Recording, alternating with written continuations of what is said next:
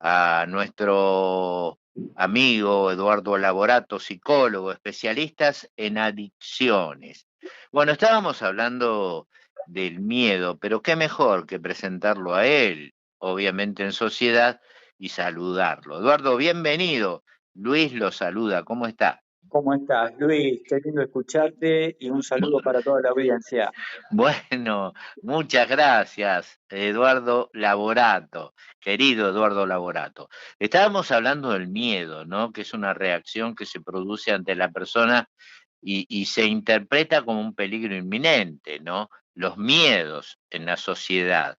Dejamos pendiente y bueno, qué mejor de los miedos llevarlos a la violencia, porque también van de la mano, me parece a mí, ¿no? Pregunto. Claro, y está muy bien y está muy bien hacer todo este preámbulo porque muchas veces uno por miedo, por no tener un buen manejo del miedo y de las ansiedades que esto genera, desencadenan situaciones de inseguridad, de baja autoestima, y que muchas veces las personas no la resuelven de la mejor forma y terminan muchos episodios en situaciones de violencia.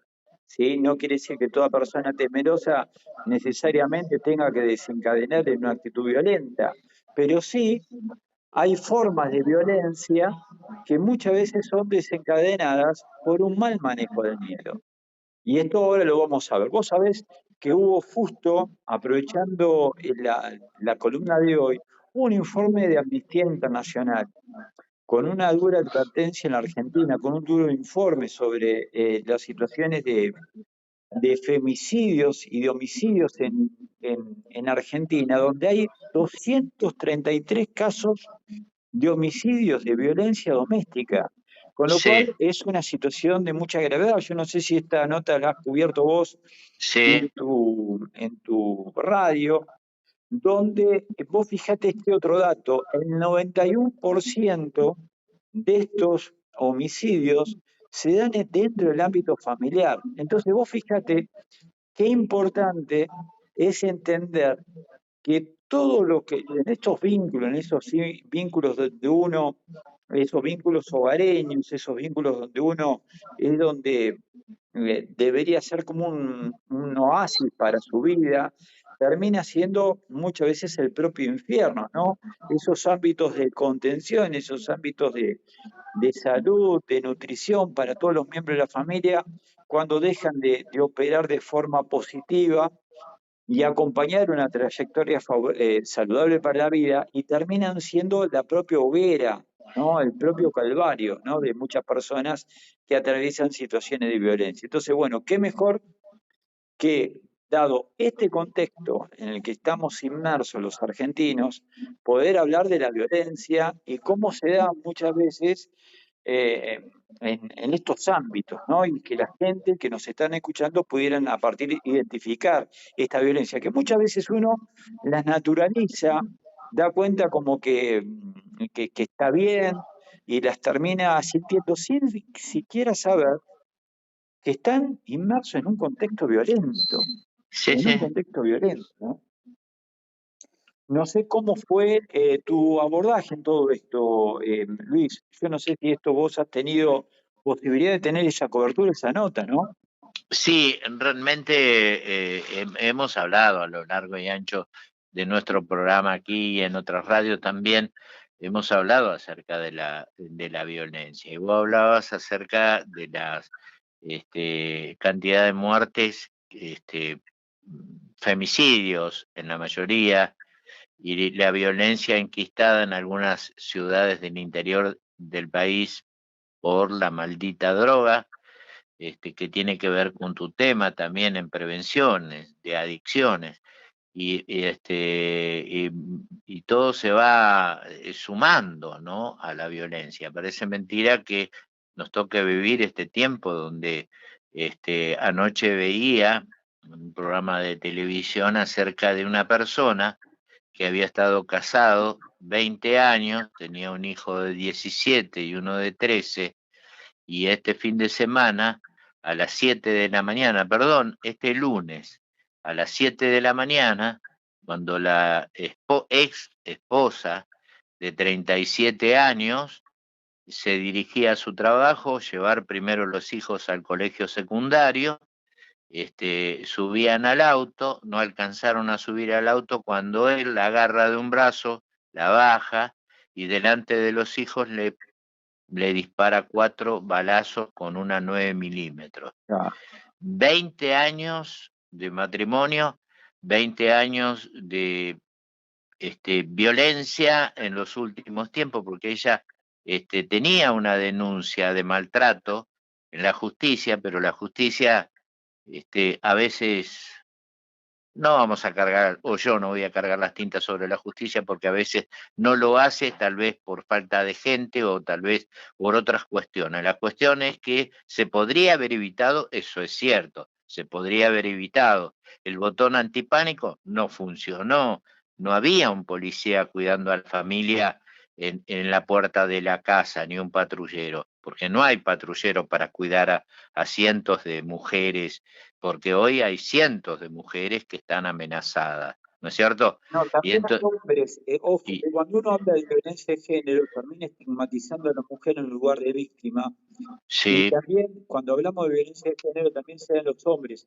Prestemos atención a estos datos, porque uno muchas veces termina identificando, y es verdad, muchas veces que visualiza a las mujeres, pero no estamos pudiendo en ese círculo de la violencia poder visibilizar cómo ambos cónyuges muchas veces son rey de esta situación, donde sí, es verdad, lamentablemente termina siendo la mayor expresión y termina esto, lamentablemente se lamenta la muerte del más débil, en este caso, cuando llegamos a estos niveles de violencia de la mujer, pero por una debilidad, si querés, hasta física, de contextura física, porque sí, cuando estamos hablando de violencia y violencia física, ahí el que prevalece es el más fuerte, por contextura, por genética y por antecedentes ancestrales, el hombre termina teniendo esta otra robustez a diferencia de las mujeres. Pero también se da de la muerte de mujeres que matan a hombres,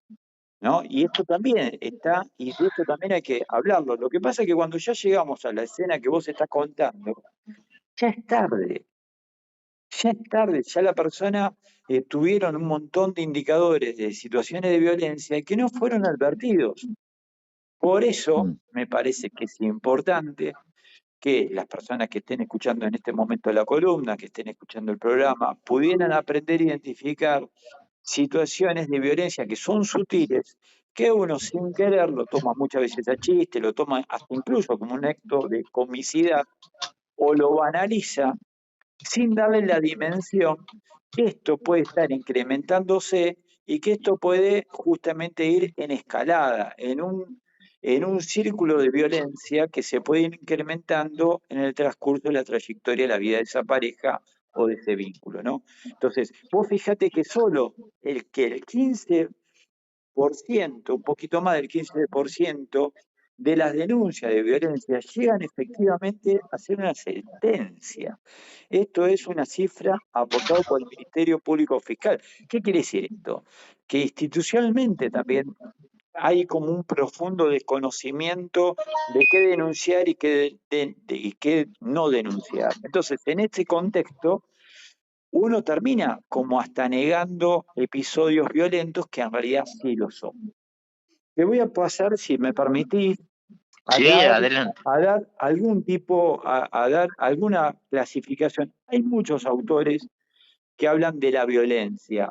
Hay algunos que justamente van un poco más profundo y llegan a calar, a dar esas sutilezas y a describir esas sutilezas que muchas veces pasan totalmente inadvertidas y que sí son violentas. Por ejemplo, según hay una clasificación que yo uso mucho en el abordaje psicoterapéutico con los pacientes y que ayuda, e incluso los ayuda a ellos mismos a poder detectar su propia violencia, porque también hay una violencia que es autoinfligida, cuando las personas se autosabotean y empiezan a atentar contra sus propios hábitos saludables.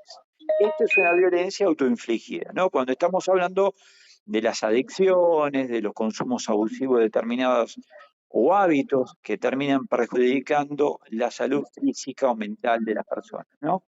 Después está la violencia interpersonal, que es la que todos estamos mencionando, esa violencia que va dirigida hacia el otro y que tiene cierta intencionalidad de generarle un efecto negativo, de hacerlo reaccionar al otro. Muchas veces ese efecto de quererlo hacerlo reaccionar al otro es como el padre que le da un sopapo al hijo para que la otra persona que tiene, si bien viene enmascarado de una buena intencionalidad, no deja de ser esto una actitud violenta. Entonces están los padres que justifican la violencia, por ejemplo, levantándole la mano a los hijos o maltratando a su cónyuge, porque de esa forma entienden que lo pueden hacer entender o tienen una justificación de esa violencia, ¿no? Y ahí empieza todo el problema. Es ahí donde ahí empezamos a entender de que la violencia es violencia y que si bien muchos intentan justificarla, los actos violentos son violentos. Después tenemos la violencia ofensiva. Esa violencia ofensiva, que es la violencia que tiene la intencionalidad de ofender al otro. ¿Sí? Esa ofensa puede ser mediante el maltrato verbal, el maltrato físico, cuando empezamos a levantar la mano, o empezamos con una violencia de donde uno le retiene el dinero al otro, lo manipula con el dinero, lo manipula también con situaciones que si bien no llegan a la violencia verbal, con un vínculo que a la otra persona se moviliza, la pasa mal, y eso también es una violencia emocional, una violencia simbólica que a la otra persona lo termina afectando de forma negativa. Después tenemos la violencia defensiva, que uno termina reaccionando por miedo, acá nuevamente aparece el miedo, que uno por miedo a que el otro, o como un mecanismo de defensa ante la violencia del otro, uno responde. A uno, por ejemplo, sufre un maltrato verbal, a uno lo putean, uno putea. ¿Sí? Entonces te dicen uno y bueno, que te recontra. Ese es el típico que te recontra, es la violencia defensiva, ¿no? Que estamos hablando. Entonces yo te doy una, yo digo una y bueno, esta te la cobro, me vengo, te doy otra más. Esto no queda así, ¿no? Y ahí es donde esa situación de violencia defensiva, que es muy habitual verla en el consultorio, es lo que nos atraviesa. Por eso me resulta muy interesante cuando me dicen, bueno, pero Eduardo, ¿qué quiere? Si él agarra y me insulta todo el tiempo, lo menos que puedo hacer es insultar a la madre, lo menos que puedo hacer es putearlo de arriba abajo, lo menos que puedo hacer es no hacerle el desayuno, lo mínimo que puedo hacer es no hacerle la comida. Esto pasa. Sí, sí. Estas son situaciones que pasan. Entonces, Ujú. frente a esas situaciones donde la persona se siente damnificada del daño que le produjeron, termina reaccionando de una forma también violenta. Después está la violencia física, que es la que todos entendemos, la violencia que va del sopapo, que va de pegar una trompada. Muchas veces esa violencia física se va enmascarando por una trompada en una puerta o por romper un florero o arrojar objetos, que quizás esos objetos no tienen como destinatario a la persona, ¿sí? Y que lo rompe contra una pared o lo estrella, pero eso también es un indicador de violencia física, de lo cual de estas situaciones hay que estar muy, pero muy atento porque si no, yo, licenciado, me descargo y agarro y tiro un florero y lo parto contra el piso, o agarro y le pego una trompada a la pared. Ojo con estas situaciones porque esto van en escalada, digamos, de ahí, de Ujú. transformar la pared al cuerpo de la otra persona, solamente hay un momento. ¿Mm? Ajá. Bien. Después Eh, tenemos, si me permitís, está una violencia que es la violencia intelectual. Sí, perdón, Luis, que te no, interrumpí. te iba a decir que la intelectual y los dos puntos que faltan, ¿qué te parece si los tocamos el jueves que viene? Dale, porque esto puede dar cuenta para poder hablar también del círculo de la violencia. Es un tema Sí. bastante profundo, Pero bastante... Sí, también te voy a pedir, si vos me permitís, licenciado, dar algunos tips que vos tenés para prevenir, ¿no es cierto? Para prevenir esto, porque es muy difícil parar en el momento justo, pero hay un método que vos tenés que se puede parar y no dar la trompada en la pared o en la puerta, ¿no es cierto? O en la cara de alguien. Entonces vos tenés esos tips y vamos a ayudar a aquel que por ahí está sufriendo lo que no puede parar, bueno, vos le des la solución. ¿Qué te parece? Mira, sí, a ver, esto es todo un trabajo y todo un ejercicio. Hay que entrenar una forma de poder comunicarse de otra forma. Digamos, cuando uno utiliza la violencia como un modo de comunicación, es como la persona que se aglotona comiendo comida o que tiene una compulsión y que tienen hábitos que modificar. En este caso, hay que reentrenar la forma de poder comunicarse entre ambos, Bien, entre una de las cosas. pero Otro tiene que ver con mejorar la calidad del diálogo. ¿Sí? pero eso lo contamos el jueves, Bueno, Eduardito. dale, Eh, dale, pa- dale. pa- Lo dejamos. porque sería bueno para poder explayarnos un poquito más.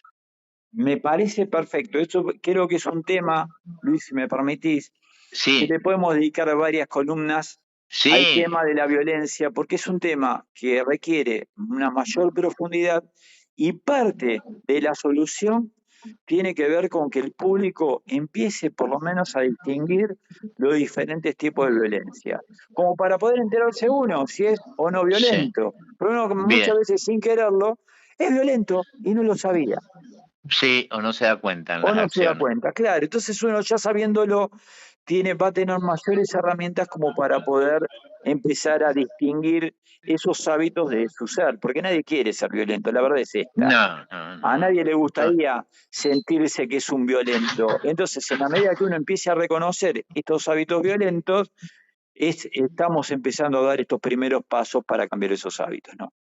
Vinimos para ser felices. Por supuesto, me encantó esa definición, Luis. Vinimos para ser felices. Me Eduardo encantó. Laborato, psicólogo, especialista en adicciones desde la Universidad de Lomas de Zamora. ¿Estás ahí ahora, amigo? Estoy en la Universidad Abierta Interamericana, estoy a cargo de Ajá, la Comisión de Psicología Social y Problemática del Mundo Actual, dos materias que las doy, donde hablo sí, muchísimo a mis alumnos, los formo sobre esta forma de abordaje, y ni sí, hablar de la psicoterapia, de cómo esto puede implementarlo, sobre todo la psicoterapia a nivel vincular, y la bien, psicoterapia también personal, donde uno muchas veces termina siendo violento con uno mismo al no avanzar en un montón de aspectos que uno considera bien, importantes para su vida, ¿no? bien, bien. El jueves que viene, si Dios quiere, nos encontramos. Te mando un abrazo, Eduardo. Un abrazo grande para vos y saludos para todos. Gracias, gracias. Gracias por haber estado con nosotros. Eduardo Laborato, psicólogo, especialista en adicciones. Lo encontrás, buscás en el buscador, en Facebook, por ejemplo, Eduardo Laborato, psicólogo, especialista en adicciones. Bueno, vas a ver el currículum, trabaja en distintas universidades, tanto el conurbano como la capital federal. Evidentemente es un profesional de aquellos. Los temas te quedas escuchándolo horas y bueno, tiene un grupo de terapeutas que trabajan en los barrios, ayudan a la gente a sacarse la violencia enquistada en los cerebros. Somos violentos de por sí, no nos hemos curado todavía, venimos de la edad de piedra, ¿no? Va así. 12:35 en la República Argentina. Señores, me pasé de horario. Seguimos así.